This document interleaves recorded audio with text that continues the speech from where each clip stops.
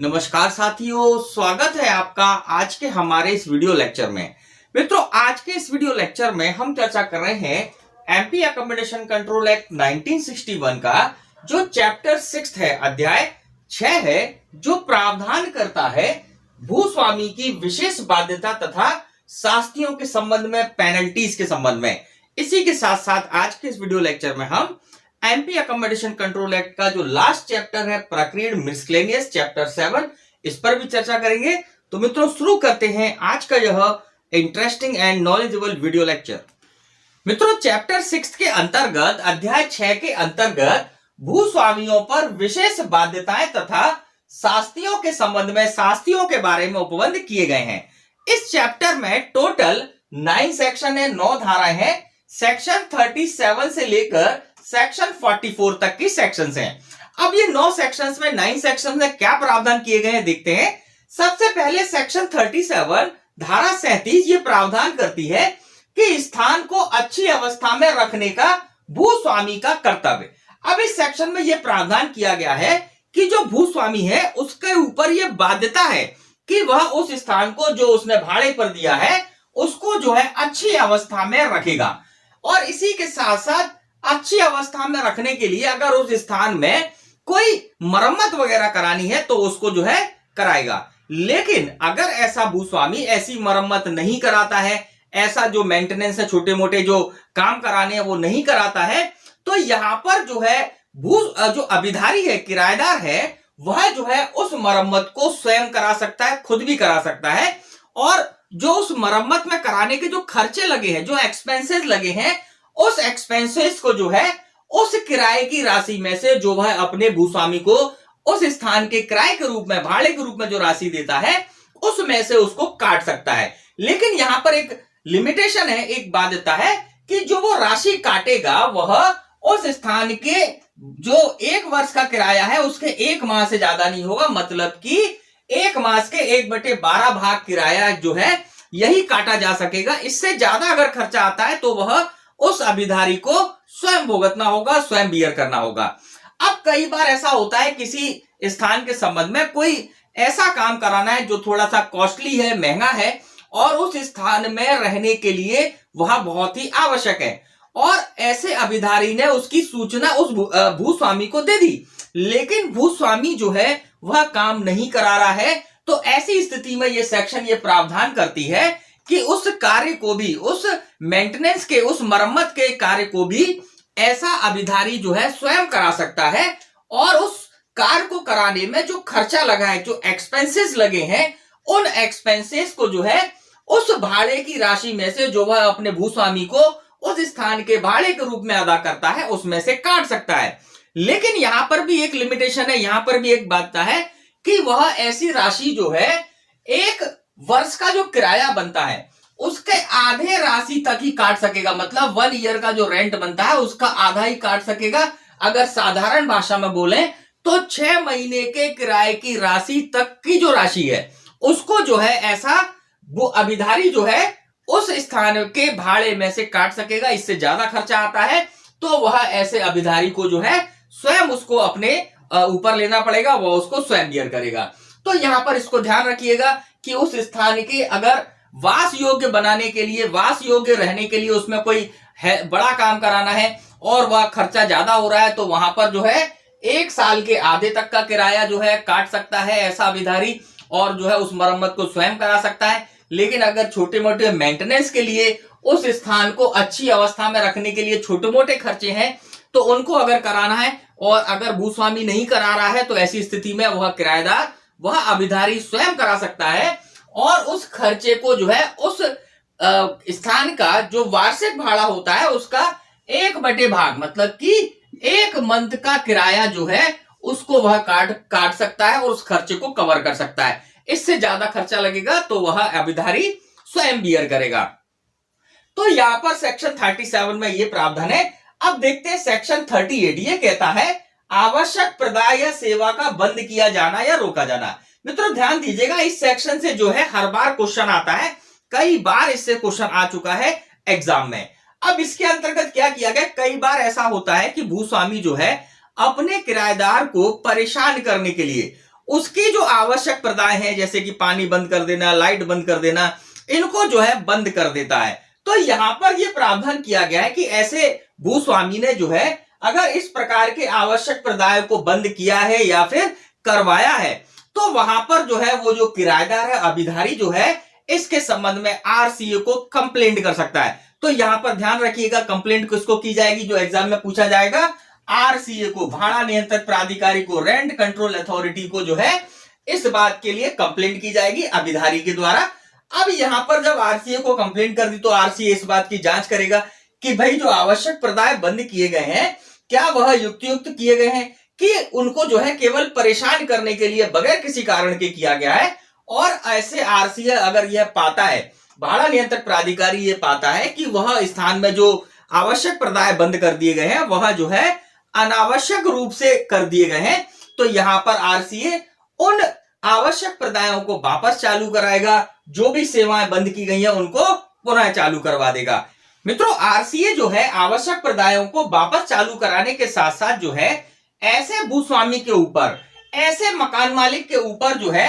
50 रुपए तक का प्रतिकर भी अधिरोपित कर सकता है कि वो 50 रुपए तक की राशि जो है अपने उस किराएदार को, अपने उस अभिधारी को अदा करे, जिसने जो है यह आवश्यक प्रदाय बंद होने के कारण जो है परेशानी झेली है, तकलीफ झेली है। अब इसी के साथ साथ कई बार ऐसा होता है कि जो किराएदार है, जो अभिधारी है, वह भी अपने भूस्वामी को बगैर किसी युक्तियुक्त कारण के परेशान करने के लिए जो है ऐसी शिकायत आरसीए को कर देता है कि उसके भूस्वामी ने जो है आवश्यक प्रदाय वगैरह बंद कर दिए हैं। अब जब आरसीए जांच करता है तो ये पाता है कि जो शिकायत थी वह निराधार थी, उसमें कोई आधार नहीं थे, वह केवल भूस्वामी को परेशान करने के लिए की गई थी। तो यहां पर आरसीए जो है उस अभिधारी के ऊपर, उस किराएदार के ऊपर भी जो है 50 रुपए तक की राशि का जो है प्रतिकर अधिरोपित कर सकता है कि 50 रुपए तक की राशि जो है वह अभिधारी अपने भूस्वामी को अदा करे, जिसने जो है ऐसी झूठी शिकायत होने के ऊपर या झूठी शिकायत से जो है परेशानी झेली है, तो उसको जो है 50 रुपए तक की राशि का प्रतिकर का आदेश भी आरसीए दे सकता है। अब यहां पर एग्जाम में कई बार प्रश्न आता है कि भाई आवश्यक प्रदाय बंद करने के लिए जो है किसको आवेदन की शिकायत की जाएगी, तो आरसीए को शिकायत की जाएगी। और आरसीए कितनी राशि तक का प्रतिकर लगा सकेगा, ध्यान रखिएगा 50 रुपए। कई बार एग्जाम में क्वेश्चन आया है। तो यहां पर हमने जो है ये दोनों सेक्शंस देखी। मित्रों, धारा 39 के अंतर्गत, सेक्शन 39 के अंतर्गत भाड़े पर दिए जाने का नियंत्रण से संबंधित प्रावधानों का उल्लेख किया गया है। इस सेक्शन के अंतर्गत जो है कलेक्टर या प्राधिकृत अधिकारी को, जिसको इस सेक्शन के तहत प्राधिकृत किया गया है, ऐसे प्राधिकृत अधिकारी को यह शक्ति दी गई है कि वह ऐसे भूस्वामी को निर्देश दे सकता है जिसका स्थान जो वह भाड़े पर देता है वह स्थान या तो खाली होने वाला है या खाली हो गया है, उसकी जानकारी जो है ऐसे प्राधिकृत अधिकारी को या कलेक्टर को दे। अब इसी के साथ साथ जो है यहां पर ऐसा कलेक्टर या ऐसा प्राधिकृत अधिकारी जिसके पास ऐसी जानकारी आ गई है, वह ऐसे भूस्वामी को यह निर्देश दे सकता है कि उस स्थान को जो है किसी विनिर्दिष्ट व्यक्ति को, जिसे ऐसा कलेक्टर या प्राधिकृत अधिकारी निर्देश दे, उसको वह स्थान भाड़े पर दे। अब यहां पर जो है इस प्रोविजन के पीछे कारण यह है कि कई बार जो है किसी स्थान में जो है किसी अधिकारी कर्मचारी का ट्रांसफर होके आया, उसकी वहां पर जो है उसकी सेवाएं हैं और उसके पास अगर उस क्षेत्र में कोई शासकीय आवास नहीं है, तो ऐसे लोगों को भाड़े पर या ऐसे अधिकारी कर्मचारियों को भाड़े पर स्थान उपलब्ध कराने के लिए जो है यह सारी व्यवस्थाएं की गई हैं। अब यहां पर जो है इस सेक्शन में जो है ये भी प्रावधान किए गए हैं कि कुछ स्थानों को सेक्शन 39 से जो है छूट दी गई है। जैसे कि ऐसा कोई स्थान जो कि निवासिक प्रयोजनों वाला है और उसका भाड़ा जो है 25 रुपए से अधिक नहीं है, तो ऐसे स्थान को जो है सेक्शन 39 के प्रभाव से छूट दी गई है। और इसी के साथ साथ अगर कोई स्थान जो है अनिवासिक प्रयोजनों वाला है और उसका भाड़ा जो है 50 रुपए से अधिक नहीं है, उसको भी जो है यहां पर सेक्शन 39 से छूट दी गई है। तो इस सेक्शन में जो है यही सारी बातें इंपॉर्टेंट हैं। अब इसके बाद जो है अगली सेक्शन है सेक्शन 40, यह बोलता है स्थानों का आवंटन। अब यहां पर बात को समझिएगा कि सेक्शन 39 में ऐसे कलेक्टर या प्राधिकृत अधिकारी के द्वारा जो है जानकारी प्राप्त हो गई है कि ये स्थान खाली हो गए हैं या खाली होने वाले हैं, उन स्थानों को आवंटित कैसे किया जाएगा, इसके बारे में प्रावधान सेक्शन 40 में दिए गए हैं। अब इस सेक्शन में यह कहा गया है कि ऐसा कलेक्टर या प्राधिकृत अधिकारी जो है उस स्थान को जब आवंटित करेगा तो वह सबसे पहले ऐसे अधिकारी कर्मचारियों को आवंटित करेगा जो कि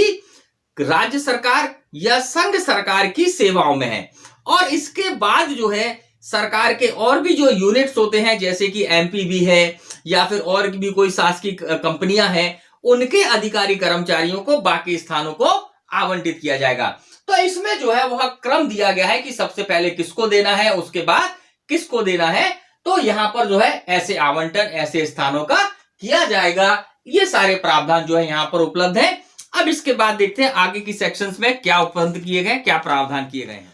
मित्रों, जो अगली सेक्शन है वो है सेक्शन 40A धारा 40A।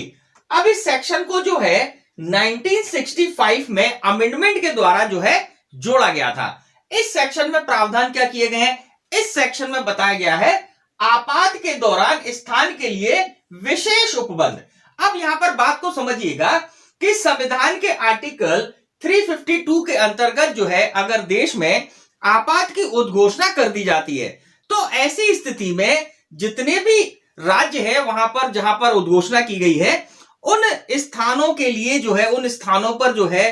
केंद्र का कंट्रोल हो जाता है और केंद्र की जो सशस्त्र बल है वो वहां पर तैनात किए जाते हैं। तो ऐसे सशस्त्र बलों के या ऐसे अन्य कर्मचारी जो कि ऐसी सशस्त्र बलों के अंतर्गत जिनको डेपुटेट कर दिया गया है उन अधिकारियों के लिए या उनके परिवार के सदस्यों के लिए जो है रहने की व्यवस्था करने के लिए जो है इस सेक्शन में प्रावधान किए गए हैं कि कलेक्टर या प्राधिकृत अधिकारी जो है ऐसे भूस्वामियों को जिनका स्थान जो है खाली हो गए हैं या खाली होने वाले हैं उनको यह निर्देश दे सकता है कि वह ऐसे अधिकारी कर्मचारियों को जो कि आर्टिकल 352 के अंतर्गत राष्ट्रीय आपातकाल के कारण उस क्षेत्र में नियुक्त किए गए हैं उनको निवास के लिए उनके परिवार के निवास के लिए जो है उस स्थान को उन्हें भाड़े पर दे। अब इसी के साथ साथ इस सेक्शन में यह भी बताया गया है कि ये जो अभिद्रती है, ये जो किराएदारी है, यह किराएदारी आपात की उद्घोषणा जब वापस ले ली जाती है उस तारीख से 1 साल के दौरान तक की होगी। उसके बाद ये किराएदारी अपने आप समाप्त हो जाएगी। तो यहां पर एग्जाम में क्वेश्चन आ सकता है कि भाई आपात के दौरान जो है अगर ऐसे शासकीय अधिकारी कर्मचारियों को जो कि आपात के दौरान वहां पर नियुक्त किए गए हैं उनको जो है स्थान आवंटित कर दिया जाता है तो उनकी जो किराएदारी है अभिद्रती जो है कब तक चालू रहेगी, कब तक प्रवर्तन में रहेगी। तो जिस डेट को उद्घोषणा वापस ले ली गई है उससे 1 साल के भीतर जो है या 1 साल की अवधि तक उनकी जो किराएदारी है, जो अभिद्रती है वह चालू रहेगी और उसके बाद समाप्त हो जाएगी। तो यहां पर सेक्शन 40A में जो है आपात की स्थिति के दौरान के संबंध में प्रावधान दिए गए हैं। अब इसके बाद जो अगली सेक्शन है सेक्शन 41, ये व्यवस्था करती है उस व्यक्ति का जिसको स्थान आवंटित किया गया। जैसे कि अपने ऊपर देखा था, आगे की पिछली सेक्शंस में देखा था कि स्थानों को आवंटित किया जाएगा ऐसे शासकीय कर्मचारी और अधिकारियों को। तो ऐसे शासकीय कर्मचारी अधिकारियों को जिनको स्थान आवंटित किया गया है भाड़े के संदाय करने का दायित्व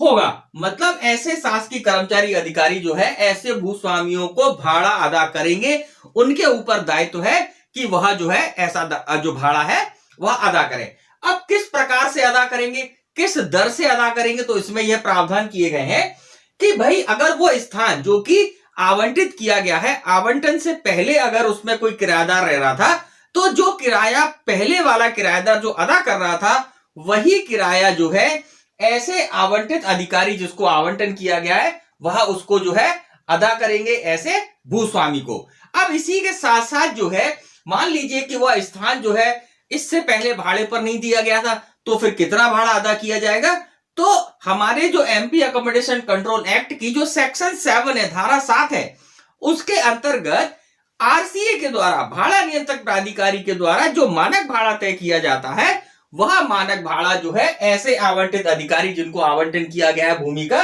ऐसे स्थान का वह जो है अधिकारी ऐसे भूस्वामी को उस दर से भाड़े का संदाय करेंगे, उस भाड़े को चुकाएंगे। और इनके बीच में जो संबंध होगा, ध्यान दीजिएगा, ऐसे आवंटित अधिकारी और उस भूस्वामी के बीच में जो संबंध होगा वह किराएदार और भूस्वामी का होगा। अभिधृति का होगा, भाड़ेदारी का संबंध होगा। मित्रों, इस सेक्शन में आगे यह भी बताया गया है कि अगर ऐसा आवंटित अधिकारी जिसे ऐसा स्थान आवंटित किया गया है उस स्थान को उपयोग में नहीं लेता है, अधिभोग में नहीं लेता है, वह स्थान खाली पड़ा रहता है, तो ऐसी स्थिति में ऐसा आवंटित अधिकारी जिसे ऐसा स्थान आवंटित किया गया है वह कितनी अवधि तक के किराए का जो है दायित्वाधीन होगा, उसे उस स्थान के खाली पड़े रहने के दौरान के अवधि में से कितनी अवधि का किराया जो है ऐसे भूस्वामी को अदा करना होगा। तो इस सेक्शन के अंतर्गत उल्लेख किया गया है कि ऐसा आवंटित अधिकारी जो है ऐसे भूस्वामी को जिस डेट को वह स्थान आवंटित किया गया था उस डेट से 15 दिन तक का किराया जो है ऐसा जो आवंटित अधिकारी है ऐसा अधिकारी जो है किराए के लिए दायित्वाधीन होगा। उसके बाद की अवधि के लिए जो है ऐसा अधिकारी दायित्वाधीन नहीं होगा। तो यहां पर सेक्शन 41 में यही सारे प्रावधानों का उल्लेख किया गया है। अब इसके बाद जो सेक्शन 42 है यह बताती है अभिधृति का पर्यवसान, मतलब कि जो किराएदारी है वह कब समाप्त होगी। तो बात को समझिएगा कि ऐसा स्थान जो है ऐसे अधिकारी को, ऐसे कर्मचारी को क्यों आवंटित किया गया था कि वह सरकार की सेवा में है और उसका या फिर उसका ट्रांसफर जो है ऐसे स्थान पर हो गया है। तो जब उस अधिकारी का ट्रांसफर किसी अन्य स्थान पर हो जाए, वो वहां से जो है किसी अन्य स्थान पर उसका स्थानांतरण हो जाए या फिर उसकी सेवाएं समाप्त हो जाएं, तो ऐसी स्थिति में ये जो किराएदारी है वह किराएदारी भी समाप्त हो जाएगी और ऐसे स्थान को 7 दिन के भीतर, ऐसे ट्रांसफर होने पर या सेवा में नहीं रहने से 7 दिन के भीतर जो है ऐसे स्थान को खाली करना होगा। इसी के साथ साथ कलेक्टर यहां पर जो है इस 7 दिन की अवधि में जो है वृद्धि कर सकता है। भाई किसी कारण से खाली नहीं कर पा रहा है तो जब ये वृद्धि की जाएगी तो ये वृद्धि जो है 4 महीने से ज्यादा की वृद्धि नहीं की जाएगी। मतलब कि कलेक्टर साहब जो है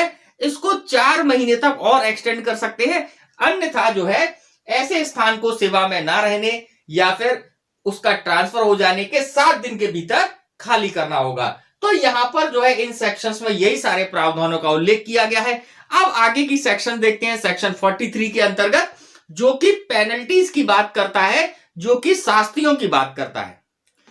मित्रों, सेक्शन 43 के अंतर्गत शास्तियों का उल्लेख किया गया है, पेनल्टीज का उल्लेख किया गया है। ये सेक्शन जो है ये प्रीलिम्स एग्जाम्स के लिए तो इंपॉर्टेंट है ही है, इसी के साथ साथ एमपी सिविल जज का जो मेंस एग्जाम होगा उसके लिए भी ये सेक्शन बहुत इंपॉर्टेंट है, क्योंकि यहां से जो है कई बार प्रश्न पूछे गए हैं। अब इस सेक्शन के अंतर्गत जो है टोटल 7 सब सेक्शन है, 7 उपधाराएं हैं, जिसकी उपधारा 1 जो है यह प्रावधान करती है मानक भाड़े से अधिक भाड़ा प्राप्त करने के लिए दंडात्मक व्यवस्था। अब देखिएगा, ध्यान दीजिएगा कि हमने सेक्शन 7 में ये देखा कि मानक भाड़ा तय किया जाएगा। इसके बाद हमने सेक्शन 10 में हमने देखा था कि मानक भाड़ा जो है आरसीए द्वारा तय किया जाता है, जो कि सेक्शन 7 के अंतर्गत तय किया गया हो या फिर धारा 8 के अंतर्गत वृद्धि किया गया जो भाड़ा हो वह मानक भाड़ा होगा। अब यहां पर यह व्यवस्था की गई है कि अगर कोई भूस्वामी जो है अपने अभिधारी से मानक भाड़े से अधिक अगर भाड़ा उससे लेता है, प्राप्त करता है, तो ऐसी कंडीशन में ऐसे भूस्वामी को जो है इस सेक्शन के अंतर्गत 3 माह के सादा कारावास से दंडित किया जा सकता है या फिर जुर्माने से, जो कि विधि विरुद्ध राशि से 1000 रुपए तक की हो सकती है। मतलब ऐसे भूस्वामी ने जितना भी विधि विरुद्ध राशि प्राप्त की है वो राशि और उस पर 1000 रुपए तक का जो है जुर्माना अधिरोपित किया जा सकता है या फिर दोनों से दंडित किया जा सकता है। तो यहां पर जो है विधि विरुद्ध जो है मानक भाड़े से ज्यादा की राशि अगर प्राप्त की जाती है, विधि विरुद्ध अगर भाड़ा प्राप्त किया जाता है भूस्वामी के द्वारा, तो इस कृत्य को जो है यहां पर दंडनीय बनाया गया है। अब इसके बाद सब सेक्शन 2 देखें, उपधारा 2 देखें, तो इसके अंतर्गत यह उल्लेख किया गया है कि धारा 6 की उपधारा 2 या 3 का उल्लंघन करने पर, मतलब कि धारा 6 की उपधारा 2 और 3 में हमने क्या देखा था? हमने देखा था कि अगर कोई भूस्वामी जो है प्रीमियम या पगड़ी लेता है या फिर ऐसा अभिधारी उस स्थान को खाली करने के एवज में अपने भूस्वामी से कोई राशि वगैरह मांगता है, तो ये सारे कृत्य जो है उपधारा 2 के अंतर्गत जो है दंडनीय बनाए गए हैं। और इसके अंतर्गत जो है ऐसे अभिधारी को या ऐसे भूस्वामी को जो है 6 मास तक के कारावास से दंडित किया जा सकता है या फिर जुर्माने से जो विधि विरुद्ध प्रभार की रकम के 5000 रुपए तक के हो सकेंगे। जैसे कि अगर भूस्वामी ने जो है पगड़ी ली है, 5,000 रुपए की पगड़ी ली है तो 5,000 रुपए प्लस उस पर 5,000 रुपए, या फिर कोई अन्य विधि विरुद्ध राशि ली है तो वो राशि और उस पर 5,000 रुपए, इतना जो है ऐसा जुर्माना अधिरोपित किया जा सकेगा, या फिर दोनों से दंडित किया जा सकेगा 6 माह के कारावास तक से, या फिर ऐसे विधिभूत राशि के साथ 5,000 रुपए तक की राशि तक से जो है जुर्माने से दंडित किया जा सकेगा। अब इसके बाद जो है अगली सेक्शन है, सेक्शन जो है अगले उपधारा है उपधारा 3। ये प्रावधान करती है धारा 12 की उपधारा 1 के बी खंड के लिए, जहां पर कि कोई उप भाड़ेदार है, जो भाड़ेदार है वह अपने स्थान को उप भाड़े पर दे देता है। बात समझिएगा, अगर किसी किराएदार ने बगैर भूस्वामी की कंसेंट से उस स्थान को उप भाड़े पर दे दिया है, तो ऐसी कंडीशन में या फिर समुनिदेशित कर दिया, उसको किसी अन्य को दे दिया, या कब्जा छोड़ दिया है, तो ऐसी कंडीशन में जो है ऐसे किराएदार को, ऐसे अभिधारी को जो है 1,000 रुपए तक के जुर्माने से दंडित किया जा सकेगा। यहां पर जो है न्यायालय 1,000 रुपए तक का दंड अधिरोपित कर सकता है। तो यहां पर यह प्रावधान है। अब इसके बाद जो सेक्शन सब सेक्शन 3A है, यह 1985 में ऐड हुई थी। 1985 में जो है इसको अमेंडमेंट के थ्रू ऐड किया गया था। अब इस सेक्शन के अंतर्गत क्या प्रावधान किए गए, इस सेक्शन में बताया गया है कि सेक्शन 17 की सब सेक्शन 1 के अंतर्गत धारा 17 की उपधारा 1 के अंतर्गत जो प्रावधान दिए गए, उनके उल्लंघन में अगर किसी स्थान को 2 वर्ष के भीतर पुनः भाड़े पर दिया जाएगा, जैसे कि हमने देखा था धारा 12 की उपधारा 1 के ई और एफ क्लॉज में, जहां पर हमने देखा कि वास्तविक आवश्यकता के आधार पर स्थान को खाली कराया गया है। अब अगर वास्तविक आवश्यकता के स्थान पर जो है वास्तविक आवश्यकता के आधार पर अगर स्थान खाली कराया गया है, कब्जा प्राप्त किया गया है, तो ऐसा भूस्वामी जो है सेक्शन 17 के अंतर्गत उस स्थान को 2 वर्ष तक पुनः भाड़े पर नहीं देगा बगैर भाड़ा नियंत्रक प्राधिकारी की परमिशन के,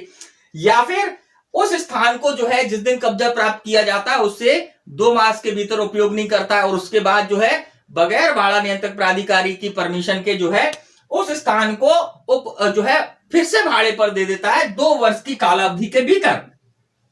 तो ऐसी कंडीशन में जो है ऐसे भूस्वामी को इस सेक्शन में दंड के प्रावधान दिए गए हैं। तो इसके अंतर्गत कितना दंड दिया जा सकेगा, इसके अंतर्गत जो है वह कारावास से जो कि 3 मास तक का हो सकेगा, मतलब 3 महीने तक का कारावास या 1,000 रुपए तक का जुर्माना, या दोनों से दंडित किया जा सकेगा। तो ध्यान रखिएगा, अगर किसी स्थान को भूस्वामी ने जो है वास्तविक आवश्यकता के आधार पर खाली कराया है, तो ऐसी कंडीशन में उस स्थान को जो है कब्जा प्राप्ति से 2 वर्ष तक पुनः भाड़े पर नहीं दिया जा सकता। और अगर दिया जाता है, भूस्वामी जो है देता है बगैर आरसीए की परमिशन से, तो ऐसी कंडीशन में उस भूस्वामी को 3 माह तक का कारावास या 1,000 रुपए तक का जुर्माना या दोनों से दंडित किया जाएगा। अब यहां पर यह ध्यान रखिएगा कि जो 3 मास तक का कारावास है, यह सादा भी हो सकता है, कठिन भी हो सकता है, यह न्यायालय के विवेक पर है। जैसे कि हमने उपधारा 1 में देखा, तो वहां पर स्पष्ट प्रावधान है कि 3 माह का सादा कारावास होगा, लेकिन यहां पर ऐसा कोई उल्लेख नहीं है कि सादा होगा या कठोर होगा। मतलब कि यह न्यायालय के विवेक पर है कि न्यायालय जो है इस मामले में सादा कारावास देना चाहता है या कठोर कारावास देना चाहता है। अब इसके बाद जो है उपधारा 4 जो है यह 1983 में प्रतिस्थापित की गई, मतलब यहां पर जो पहले प्रावधान थे उसकी जगह जो है यह नई उपधारा 4 को यहां स्थापित किया गया है। अब इसके अंतर्गत क्या प्रावधान दिए गए, बात को समझिएगा कि सेक्शन 23G के अंतर्गत, जहां पर हमने वास्तविक आवश्यकता के आधार पर विशेष आधारों पर जो है स्थान को खाली कराने वाले प्रोविजन देखे थे चैप्टर 3A के अंतर्गत, तो उस चैप्टर 3A की सेक्शन 23G के अंतर्गत जो है अगर कोई भूस्वामी उस स्थान को खाली करा लेता है और उस स्थान को पुनः 2 वर्ष के भीतर भाड़े पर दे देता है, तो यहां पर भी जो है ऐसे भूस्वामी को 3 मास तक का कारावास या 1,000 रुपए तक का जुर्माना या दोनों से दंडित किया जाएगा। तात्पर्य यह है कि सेक्शन सब सेक्शन 4 जो है लगभग सब सेक्शन 3A जैसी है। दोनों में प्रोविजन एक ही कारण पे है कि भाई भूस्वामी ने जो है वास्तविक आवश्यकता के आधार पर स्थान को खाली कराया था, और कब्जा प्राप्ति से जब उसको कब्जा दिला दिया गया तो उस तारीख से 2 वर्ष के भीतर जो है उसने उस स्थान को पुनः भाड़े पर दे दिया है बगैर आरसीए की परमिशन से। तो यहां पर जो है इन दोनों ही सेक्शंस के अंतर्गत, सब सेक्शंस के अंतर्गत जो है ऐसे भूस्वामी को 3 माह तक का कारावास और 1000 रुपए तक का जुर्माने दंडित किया जा सकेगा। तो यहां पर हमने जो है ये सारे क्लॉज देखे। अब इसके बाद जो रिमेनिंग क्लॉज है, क्लॉज 5 एंड क्लॉज 6, उनको हम जो है हमारी नेक्स्ट स्लाइड पर देखते हैं, क्योंकि यहां पर स्पेस नहीं है। तो हम चलते हैं हमारी नेक्स्ट स्लाइड पर।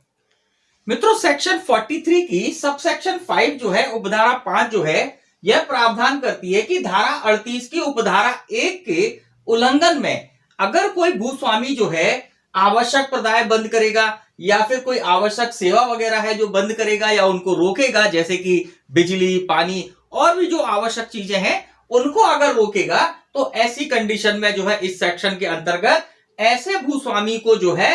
3 मास तक का कारावास या जुर्माना जो 1000 रुपए तक का हो सकेगा दंडित किया जाएगा। तो यहां पर जो है आवश्यक प्रदाय बंद करने या आवश्यक सेवाओं को रोकने के लिए भूस्वामी के ऊपर दंडात्मक कार्रवाई की जा सकती है। तो इसके अंतर्गत जो है उसके लिए दंड के प्रावधान है। अब इसके बाद जो उपधारा 6 है, सब सेक्शन 6 है, ये प्रावधान करती है सेक्शन 39 की सब सेक्शन 1 या 2 के अंतर्गत या फिर सेक्शन 40A के सब सेक्शन 2 के उल्लंघन में कार्य करना। बात समझिएगा, सेक्शन 39 के सब सेक्शन 1 और 2 में और सेक्शन 40A के सब सेक्शन 2 में हमने देखा कि कलेक्टर या कोई प्राधिकृत अधिकारी जो है ऐसे भूस्वामी से जिसका स्थान खाली हो गया है या खाली होने वाला है, उसकी सूचना जो है ऐसे कलेक्टर को देगा और कलेक्टर फिर जो उनको निर्देश देगा उसके अनुसार उस स्थान को भाड़े पर देगा। अगर ऐसा भूस्वामी ऐसे आदेशों का उल्लंघन करता है, कलेक्टर के आदेश के अनुसार स्थान को भाड़े पर नहीं देता है, तो ऐसी कंडीशन में जो है सब सेक्शन 6 के अंतर्गत, उपधारा 6 के अंतर्गत ऐसे भूस्वामी को 3 मास तक का कारावास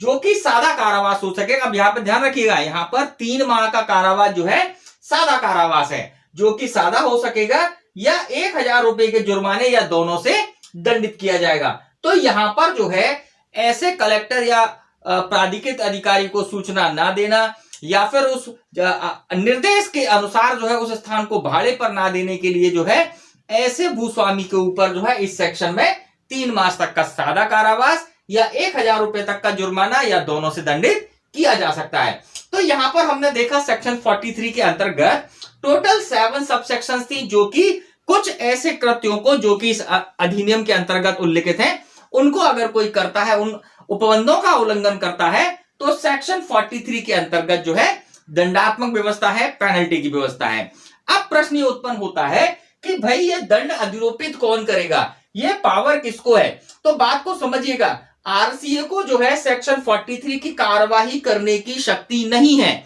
यह शक्ति जो है न्यायालय की है, जो कि सेक्शन 44 के अंतर्गत प्रोवाइड की गई है। अपराधों का संज्ञान, जो कि सेक्शन 43 में जो कृत्य किए गए हैं वो सब अपराध हैं, और उन अपराधों का जो न्यायालय संज्ञान करेगा उसके बारे में सेक्शन 43 में बताया गया है कि भाई ऐसा न्यायालय जो है प्रथम वर्ग मजिस्ट्रेट से अनिम्न श्रेणी का न्यायालय नहीं होना चाहिए। मतलब कि जुडिशियल मजिस्ट्रेट फर्स्ट क्लास जो है इस अधिनियम के अंतर्गत जो अपराध हैं उनका संज्ञान करेगा, उसके संज्ञान के लिए सशक्त है। अब इसी के साथ साथ जो है इस सेक्शन में यह भी बताया गया है कि भाई वो लिमिटेशन क्या है, वो परिसीमा क्या है जिसके भीतर जो है ऐसे अपराध का संज्ञान लिया जाएगा। तो इस सेक्शन बताया गया है अपराध का संज्ञान अपराध किए जाने की तारीख से 3 मास के भीतर परिवाद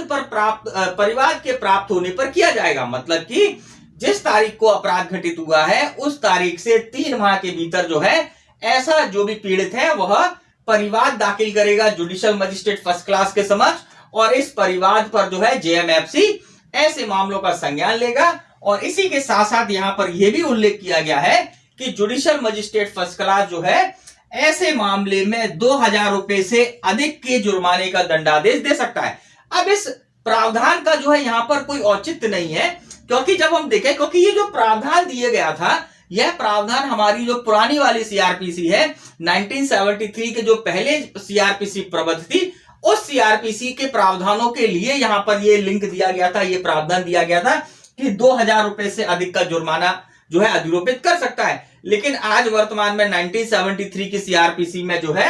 already judicial magistrate first class को जो है कितने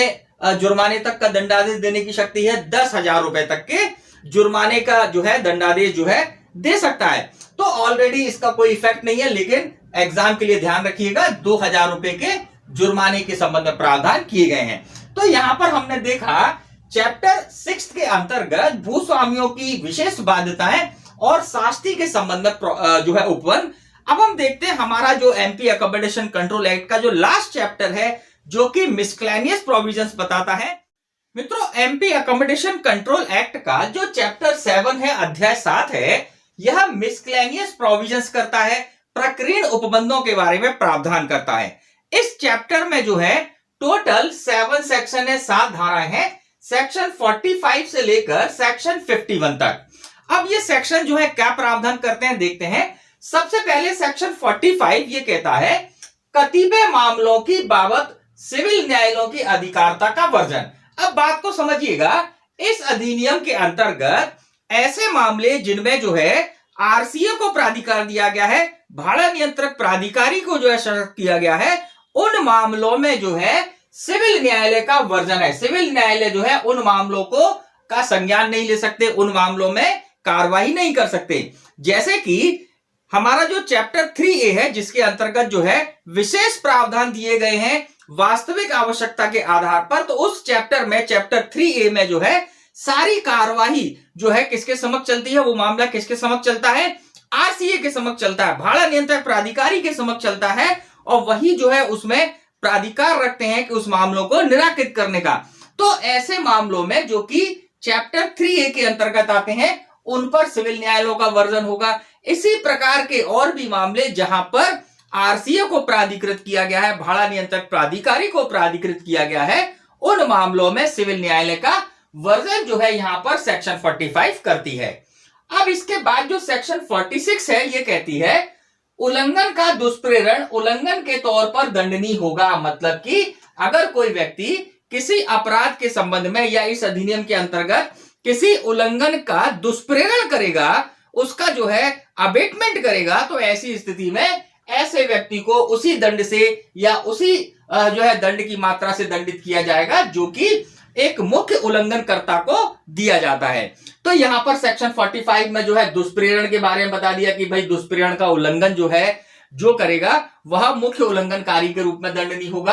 अब इसके बाद जो सेक्शन 45 है, यह कहता है कंपनी फर्म आदि की दशा में उल्लंघन का दायित्व जो है किसके ऊपर रखा जाएगा। तो देखिए, कंपनी के अंतर्गत जो है जो कंपनी के निर्देशक होते हैं, उनके भागीदार होते हैं, प्रबंधक, सचिव या अन्य अधिकारी या अभिकर्ता जो है, ये लोग जो है ऐसे कंपनी के द्वारा अगर कोई जो है कोई इस अधिनियम के उल्लंघन में कोई कार्य किया जाता है, तो इनका दायित्व होता है और इनके ऊपर जो है कार्रवाई की जाएगी। तो सेक्शन 47 में जो है कंपनी या फर्म आदि के संबंध में उल्लंघन के बारे में जो कार्रवाइयां उनका दायित्व है, ये निर्धारित किया गया है।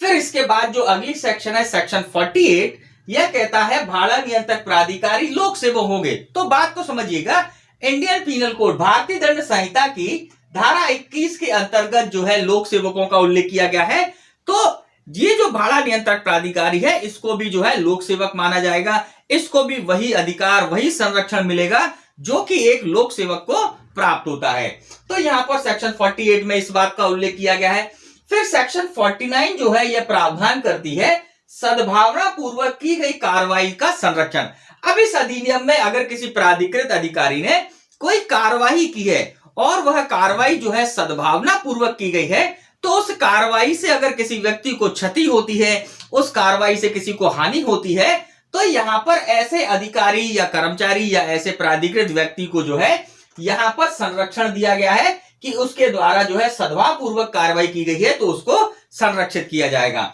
अब इसके बाद जो अगली सेक्शन है, सेक्शन 50 जो है, धारा 50 जो है,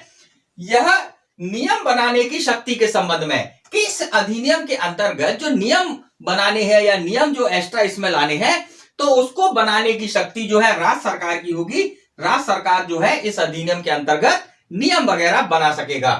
अब इसके बाद जो लास्ट सेक्शन है, सेक्शन 51 इस अधिनियम की, यह प्रावधान करती है निश्चित तथा व्यावृत्ति के संबंध में। तो बात को समझिएगा कि इस सेक्शन के अंतर्गत जो है